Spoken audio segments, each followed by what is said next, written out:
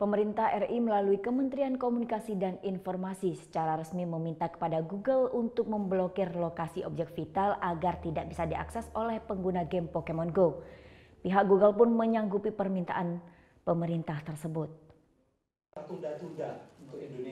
Kemenkominfo Selasa kemarin menggelar rapat khusus bersama Badan Intelijen Negara, Badan Intelijen Strategis, TNI dan Google membahas bahaya game Pokemon Go terhadap keamanan negara. Pemerintah tidak bisa mengundang perusahaan pengembang Pokemon Go, Niantic, karena game ini belum dirilis secara resmi di Indonesia. Dalam rapat ini, pemerintah memutuskan untuk memblokir peta lokasi objek vital yang memungkinkan diakses dalam game Pokemon Go. Alasan pemblokiran ini untuk mengantisipasi kemungkinan bocornya informasi penting yang tersimpan di dalam objek vital tersebut. Permintaan pemerintah ini direspon positif oleh Google. Perwakilan Google di Indonesia akan segera berkoordinasi dengan Badan Informasi Geospasial untuk menentukan objek vital yang akan diblokir. Kami minta kepada Google supaya Pokemon itu tidak bisa diakses di tempat-tempat objek-objek vital, dekat-dekat objek-objek vital.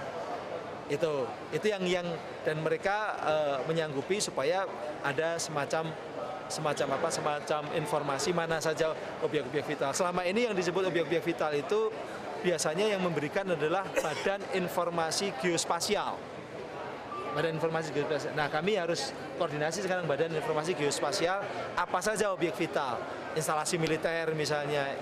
Tapi juga tidak hanya instalasi militer, instalasi listrik negara yang akan menghidupkan listrik Jawa Bali misalnya begitu. Itu objek vital.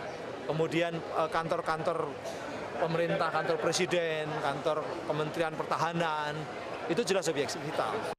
Keminfo dalam rapat tersebut juga meminta Google untuk memblokir akses pencarian Pokemon di tempat ibadah, karena dinilai tidak etis dan dapat mengganggu kenyamanan dalam beribadah. Muhammad Hasanuddin melaporkan untuk NET.